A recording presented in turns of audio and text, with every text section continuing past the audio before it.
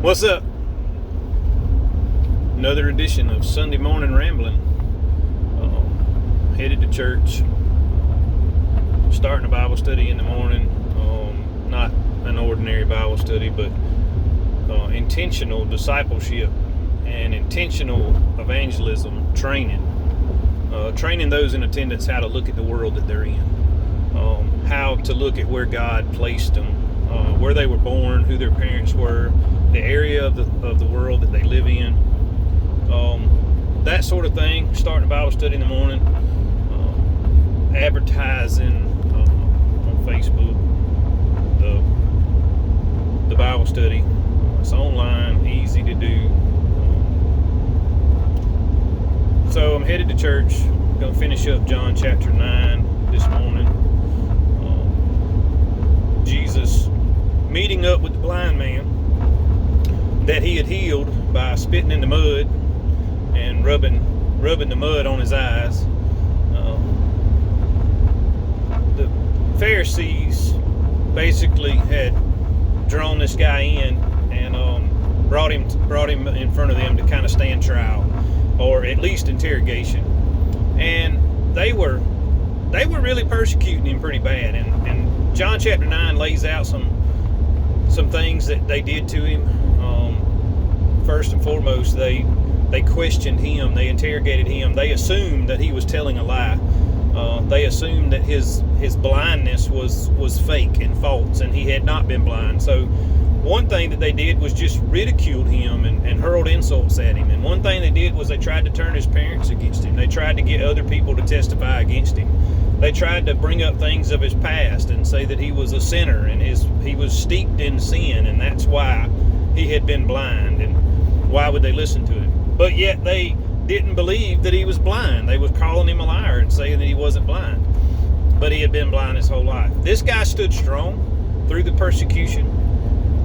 He basically turned it around on them in a sarcastic way that I kind of like, because I'm sarcastic, probably too sarcastic at times, but I see a lot of sarcasm in Jesus. Of course, he did it way more tactfully than I can, and he you really got to look at it to see it. So the Bible is not just a story about things that happened way back then. It's an actual guidebook. It's a roadmap, so to speak, of what happened, and then we can turn around and take those applications and apply them. And that's the thing. We can take the persecution that guy felt, and we can use that to tell our story. He told his story. He told about his encounter with Jesus. He didn't fully understand Jesus yet.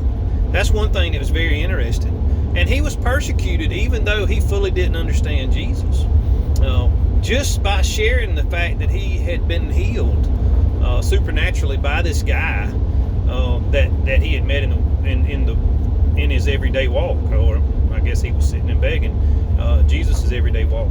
So he was healed by him, and he told his story, and they persecuted him for it. Basically, they threw him out of fellowship with the church because of Jesus. Now, do we face that in today's times? Yeah, we can face that. Can a church persecute a person that's attending or whatever? Yeah, that can happen. If your story with Jesus doesn't match the narrative that they believe, then they can persecute you. They can basically call you a liar, or they can try to turn other people against you. But what do we do? What do we do in that situation? What do we do when we face persecution? And hopefully you won't face persecution in your church if you're standing strong in Jesus. But that's what we do. We stand strong in Jesus. And if we don't fully understand Jesus, guess what? He'll do the same thing for us that he did for the guy that got thrown out. He'll meet him where he's at and bring him to a better understanding of who he is and what he can accomplish. So where are you? Are you standing strong in Jesus? Are you standing strong in your faith in Jesus? Do you not have a full understanding of who Jesus is and what he has done and what he can do for you? That's okay, as long as you don't stay there. Jesus will meet you where you are and bring you to a better understanding, to where you know Him better, you love Him better, and you follow Him better. So Sunday morning rambling, on my way to church. If you don't have a church, find a church. If you know where I'm at, you want to go to church, come to me. I don't know enough to be wrong, so I'm going to have to get in the Word, study the Word, and then share with you what I get out of my studies. So y'all have a blessed Sunday, and be grounded in Jesus. Be found and ground in Jesus. See ya.